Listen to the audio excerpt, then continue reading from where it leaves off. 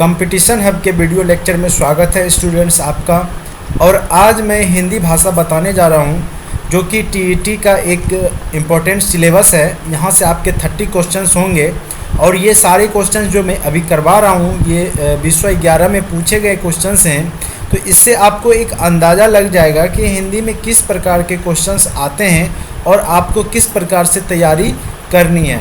तो स्टूडेंट्स यहाँ पे जितने भी ऑब्जेक्टिव्स क्वेश्चंस हैं मैं आपको वन बाय वन करके सुनाऊंगा और समझाने का भी प्रयास करूंगा। ऐसे हिंदी सब्जेक्ट है तो आप खुद भी समझ सकते हैं इस चीज़ को बड़ी आसानी से।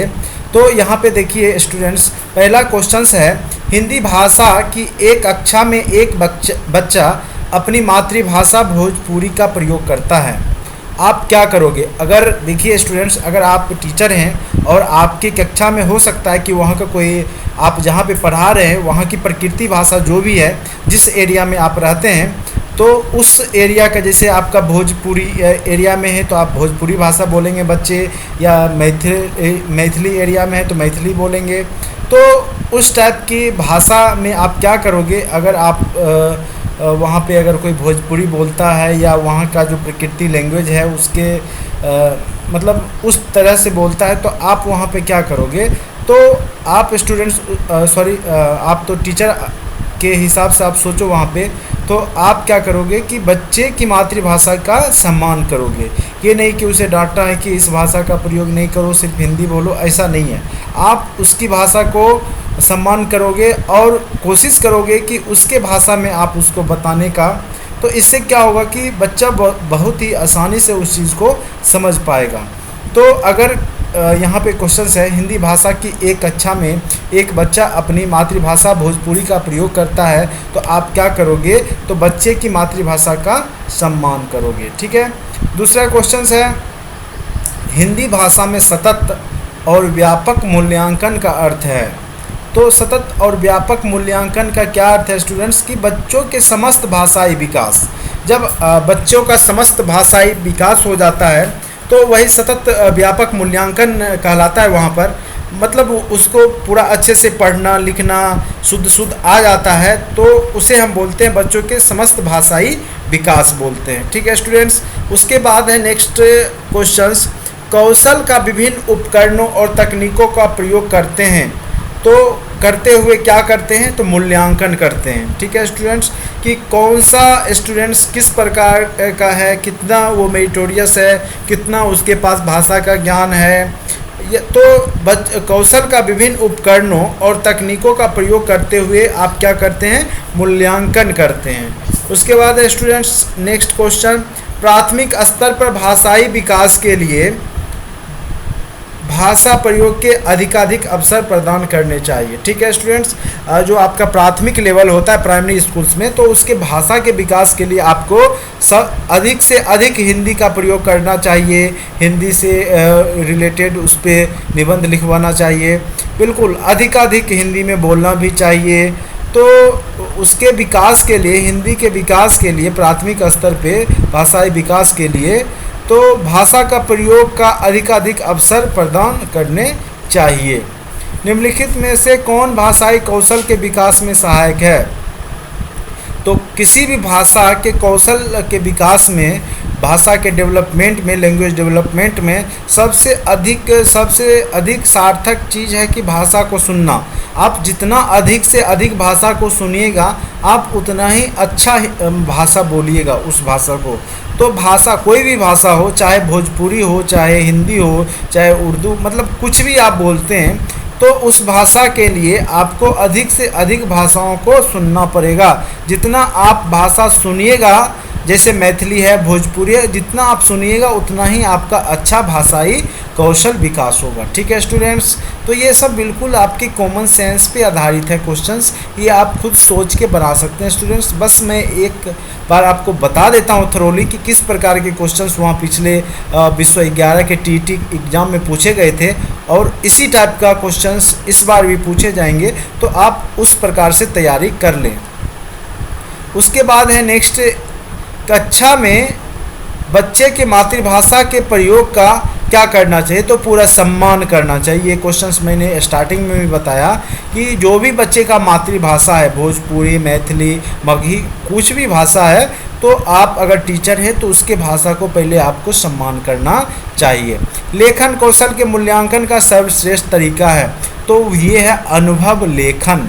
अगर कोई भी लेखन कौशल मतलब लिखने का कला होता है, तो उसके पास जितना अनुभव होगा, जितना वो लिखेगा, जितना ज़्यादा से ज़्यादा वो कोई भी चीज़ लिखने का प्रयास करेगा, जितना अनुभव होगा वही उसके कौशल का मूल्यांकन होता है। तो यहाँ है क्वेश्चंस, लेखन कौशल के मूल्यांकन का सर्वश्रेष्ठ तरीका है तो अनुभव लेखन, जो कि अनुभव के आधार पे अगर कोई लिखता है तो वो लेखन कौशल का मूल्यांकन का सर्वश्रेष्ठ तरीका होगा।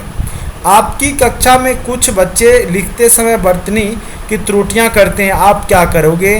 तो वहाँ पे क्या करना है स्टूडेंट्स कि बच्चों को लिखित भाषा का समृद्ध परिवेश देंगे।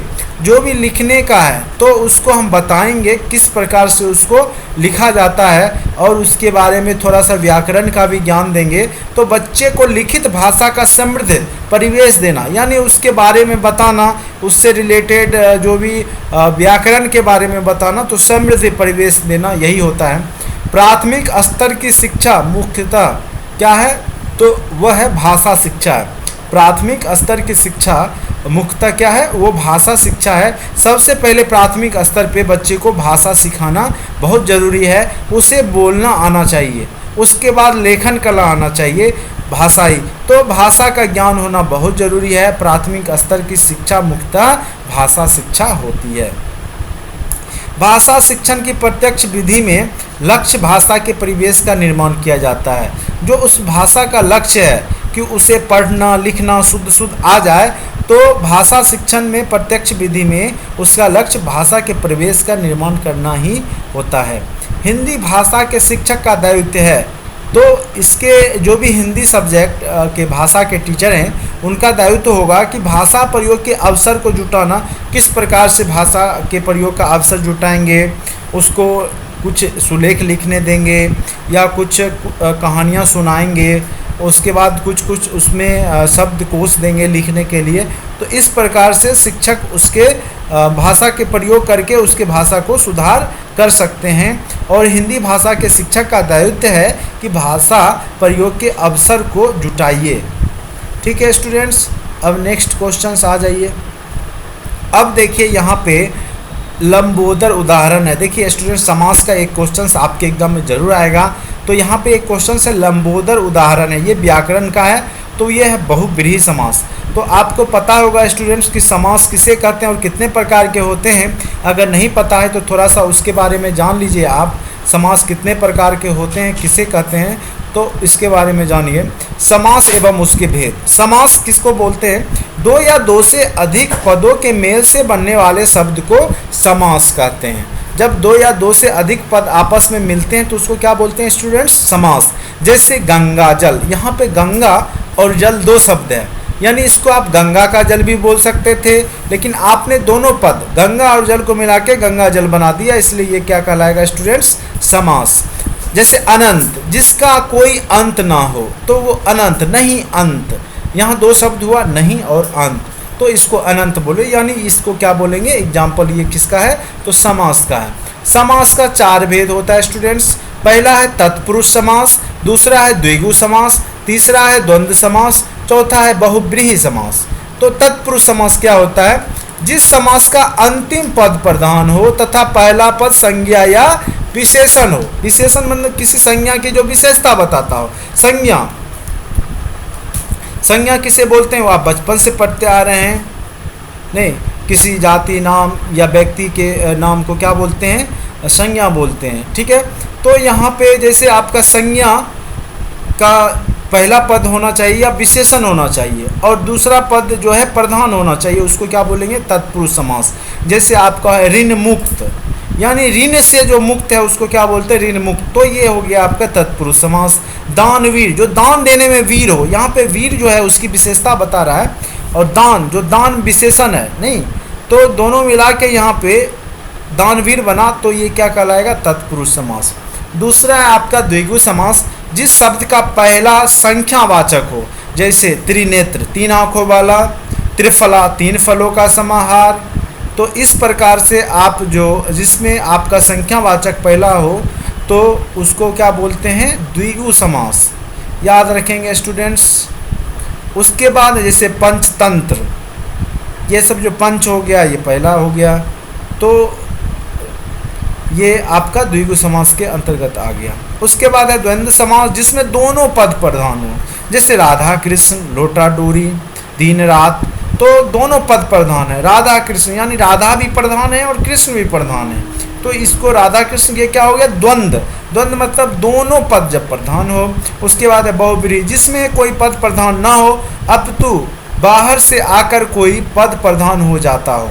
मतलब जैसे कोई पद प्रधान, जैसे गजानन है, गजानन किसको, जिसका गज का मुख हो तो उसको गजानन बोलते हैं। जैसे क्या होगा इसका, गणेश, गणेश को क्या बोलते हैं, गजानन।